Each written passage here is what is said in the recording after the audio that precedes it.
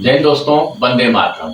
पहले एक कहावत कहा जाता था सेना के अंदर में पाकिस्तान का ऑफिसर और अमेरिका का हथियार जिस देश को मिल जाए वो देश विश्व विजयी हो जाएगा। लेकिन अब ये धीरे-धीरे कहावत जो है वो फ़ैल होते जा रहा है, क्योंकि सब दिन एक जैसा नहीं होता है।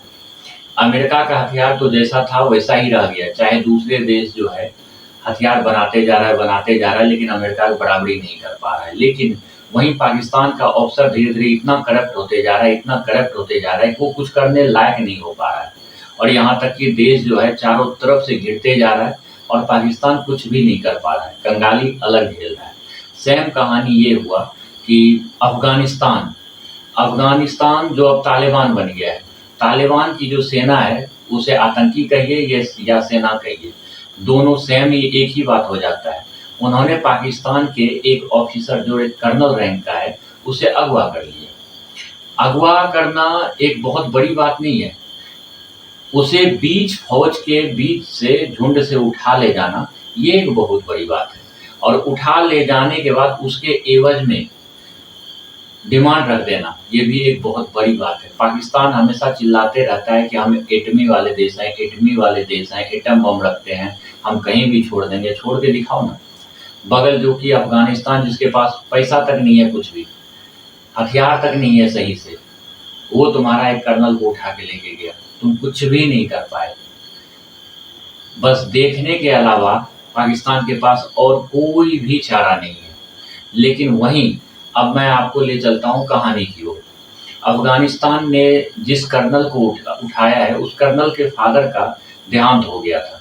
वो फ़ादर को कब्रिस्तान में दफनाने के लिए गया हुआ था, उसके साथ बहुत बड़ी फ़ौज गई हुई थी एक।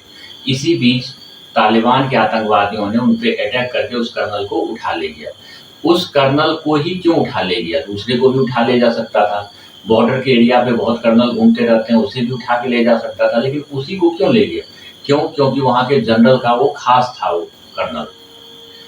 और उस कर्नल के एवज़ में जो भी डिमांड रखता अफ़गानिस्तान, वो उस जनरल को मानना पड़ता। जनरल जो बोलेगा वहाँ का प्रधानमंत्री सुनेगा ही सुनेगा।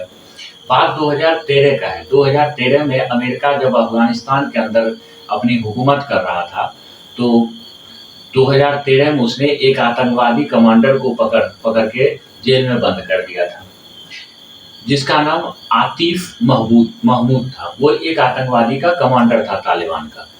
लेकिन जब अमेरिका वहाँ छोड़ रहा था तालिबान को, अफ़गानिस्तान को, तो उसने उस आतंकवादी कमांडर को 2014 ईस्वी में पाकिस्तान के हैंडओवर कर दिया। पाकिस्तान उसी टाइम से पाकिस्तान के किसी जेल में वो बंद है। हाँ, लेकिन अफ़गानिस्तान वाले को ये पता है कि अभी तक उसकी मृत्यु नहीं हुई और तालिबान का वो एक बहुत बड़ा लीडर था वो। अब उस कर्नल के एवज़ में जो अफ़गानिस्तान है, तालिबान है, उसने क्या किया है, वही जो तालिबान का कमांडर था लतीफ़ महमूद, उसको छोड़ने का डिमांड रखा है। साथ में 3 करोड़ रुपया भी पाकिस्तानी रुपया का डिमांड रखा है। एक तो ऐसे ही आटा नहीं मिल रहा है, चावल नहीं मिल रहा है पाकिस्तान, वो 3 करोड़ रुपए कहाँ से देगा? सेम कहानी उसके पास आता है। लतीफ़ महमूद जो है उसको छोड़ने की जहाँ बात है, उस पे पाकिस्तान सोच रहा है, लेकिन अमेरिका के द्वारा सौंपा गया था, इसलिए बिना अमेरिका के इजाज़त के वो किसी को नहीं दे सकता है कमांडर को। ये नियम भी है। और एक जो बाहुबली देश होता है, वो खुद से ये नियम बनाता है कि अगर मैं आपको जहाज़ भेजता हूँ, तो जिस देश से मेरी मित्रता है उसके विरुद्ध आप उसको यूज़ नहीं कर सकते हैं। बहुत सारे कंडीशन होता है। सेम कंडीशन यहाँ भी है कि मैंने जो आपको कमांडर दिया है, उसे आप बिना हमसे पूछे आप नहीं छोड़ सकते हैं। लेकिन पाकिस्तान की ऐसी मजबूरी हो गई है कि उसको छोड़ना ही पड़ेगा, क्योंकि जो आर्मी का जनरल है, वो पाकिस्तान के जो प्रधानमंत्री है उसके ऊपर दबाव देना शुरू कर दिया है। लेकिन अब तालिबान जो है वो मानने की ये छोड़ने। सेम दूसरे तरफ क्या हो रहा है, एक तरफ से तालिबान आक्रमण कर रहा है और दूसरे तरफ से जो है कश्मीर के अंदर खुद मतलब विद्रोह हो रहा है। उस विद्रोह में अभी-अभी आपने सुना होगा 2-4 दिन पहले कि 102 सेना का जवान मारा गया पाकिस्तान का। ये सब जो है पाकिस्तान खुद का जो बीज बोया था ना आतंकवाद का, वही धीरे धीरे धीरे धीरे फल फूल रहा है और खुद उसकी चपेट में आ गया है और अपने कर्नल तक को नहीं बचा पा रहा है। धन्यवाद।